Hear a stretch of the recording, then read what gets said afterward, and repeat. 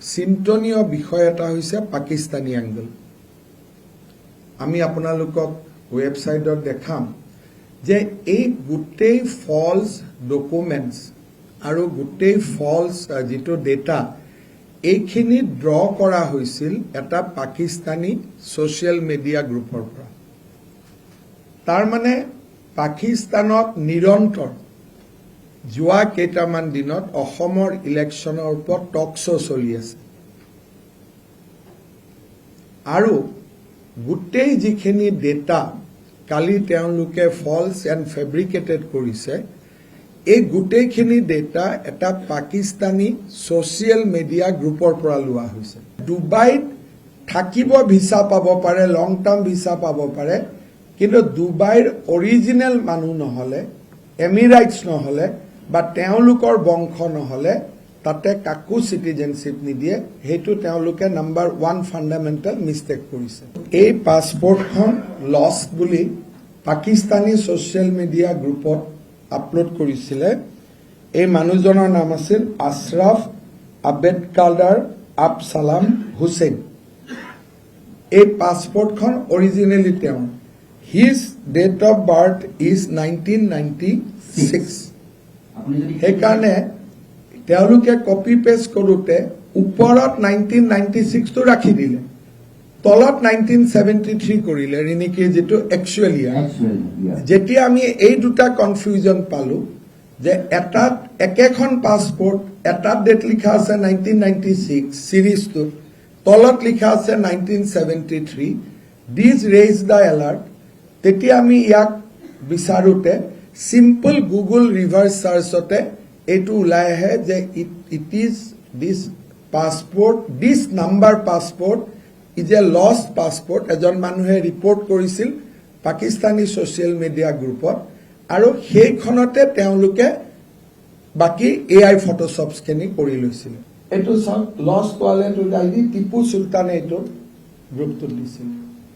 And he is a Pakistani gentlemen. আজিও তেওঁৰ Facebook পেজটো এতিয়াও এক্টিভ হৈ আছে, নহয় জানো? আপোনালোকে গৈ চাব পাৰে, একজেক্ট এই পষ্টটো আপুনি পাই যাব। আৰু these are open documents. Tipu চুলতানৰ ফেচবুক পেজ আপুনি চাব পাৰে, তাতে এই পাছপৰ্টখন পাব। গুগল ৰিভাৰ্ছ চাৰ্চ কৰিলে ৰিনিকিৰ ফটোখন নোহোৱা হৈ যাব, অৰিজিনেল ফটোখন আহি যাব। পাকিস্তানী ইন আজমান এই গ্ৰুপটোৰ নাম। পাকিস্তানী ইন আজমান এই গ্ৰুপটোৰ নাম, য'ত নেকি টিপু চুলতানে, এইটো কোনোবা এজন জাৰ্নেলিষ্টক পাৰ কৰি দিব। FIR-ত যদি এৰেষ্টৰ কণ্ডিশ্যন আছে এৰেষ্ট কৰিব, আকৌ এণ্টিচিপেটৰী বেল ল'ব নাযাওঁ বুলি কৈ দিয়ক, ইমানে কথা। গতিকে পুলিচক ৰাতি কেছ দিয়া হৈছে, পুলিচে যি কৰে কৰি থাকিব, এইটোত মোৰ ক'বলগীয়া নাই। কিন্তু মোৰ এলিগেশ্যনটো হ'ল, হোৱাই আপুনি হিমন্ত বিশ্ব শৰ্মাক ডিফেম কৰিবৰ কাৰণে পাকিস্তানৰ কিয় সহায় ল'লে? গোটেই ডকুমেণ্টছখিনি পাকিস্তানৰ ছ'চিয়েল মিডিয়া গ্ৰুপৰ পৰা লোৱা। আমি কৈয়ে দিছোঁ যে দিছ গ্ৰুপ ইজ ষ্টিল এলাইভ, এইটো ওলাই যোৱা নাই। এতিয়াও আপোনালোকে চেক কৰিব পাৰে টিপু চুলতান, আৰু গ্ৰুপটোৰ নামটো আছে না, পাকিস্তানৰ গ্ৰুপটোৰ নামটো আপোনালোকক এতিয়াই যাৰ যাৰ ইণ্টাৰেষ্ট আছে লগত বহি চাৰ্চ কৰি চাব পাৰিব। যিখন ইজিপ্তৰ পাছপৰ্ট বুলি কৈছে ৰিনিকিৰ, ফটোশ্বপ কৰাৰ পিছত অৰিজিনেল নাম্বাৰটো যেতিয়া চাৰ্চ কৰে ইজিপ্তৰ, এইটোতো কাৰ পাছপৰ্ট, নামটো ওলাই আহে মিছেছ নিহাদ ইব্ৰাহিম আল ছৈয়দ আলাংগাৰ। এই মহিলাগৰাকীৰ পাছপৰ্টখনত ৰিনিকিৰ ফটোটো এনক্ল'জ কৰি দিয়া হৈছে। ইংলিছখিনি তেওঁলোকে ফটোশ্বপ কৰিলে, আৰবিক ৱৰ্ডখিনি ফটোশ্বপ কৰিব নোৱাৰিলে।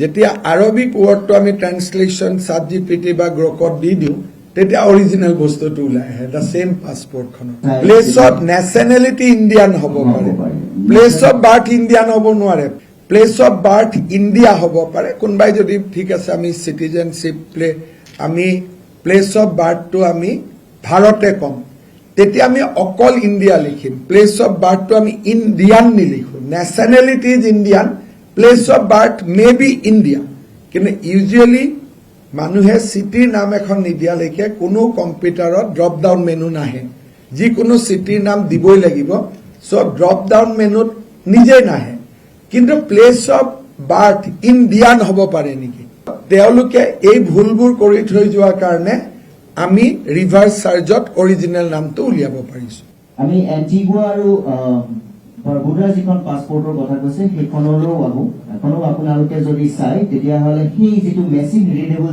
য'ত তেওঁলোকে এই কোডটো লিখে পাছপৰ্ট এখনৰ কোড এটা লিখা থাকে সেই কোডটোত তেওঁলোকে সম্পূৰ্ণৰূপে তাত ভুল কৰিলে PPA আচলতে হ'ব লাগিছিল PA ওপৰটোত চাওক PA আছে তলত আছে PPA দুইটাৰ মাজত ইনকনসিস্টেন্সিটো ক্লিয়াৰ হৈ যায় আচ্ছা ইয়াতে আৰু এটা বস্তু মই আকৌ বেক কৰি PPT খনত এন্টিগুয়াৰ পাছপৰ্টখনত ATG বুলি লিখা আছে আপোনালোকে দেখিব সেই কোডটোত এটা পাৰ্টত লিখা আছে ATG যিটো আপুনি আমি যদি ঘূৰি যাওঁ ইজিপ্তৰ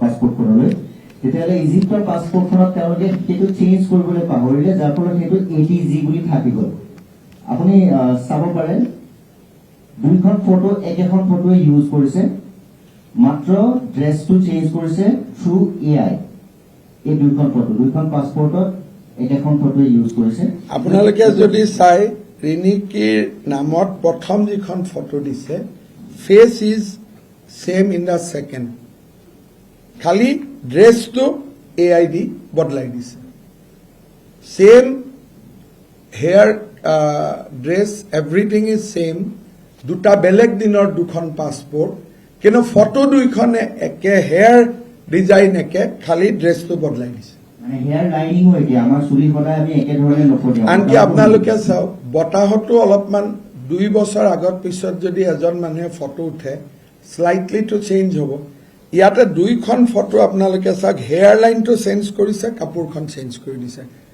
বাকি সব বিলাক একে ইভেন সেলাউৰিটো একে ৰিনিকে লিখে SHARMA কিন্তু কেতিয়াবা মই যদি ৰিনিকিৰ নামটো লিখো মই SA লিখি দিওঁ কাৰণ ময়ো SA লিখো সেইকাৰণে দে গট মিছলিডেড মই যদি ৰিনিকিৰ নামটো লিখো মই SA লিখো কাৰণ ময়ো SA লিখো কিন্তু ৰিনিকিৰ সব ডকুমেন্টছত পাব SH তাই বাৰ্থ সাৰ্টিফিকেট পাছপৰ্ট ভিসা ইজিপ্তত বনাব গলেতো বাৰ্থ সাৰ্টিফিকেট লাগিব কিবা লাগিব মেৰেজ সাৰ্টিফিকেট লাগিব এভৰিথিং SH তানে একো বনাবই নোৱাৰিব SAD ভাৰত চৰকাৰে কালি অলৰেডি আমাক অফিচিয়েলি জনাই দিলে যে this UAE passport is false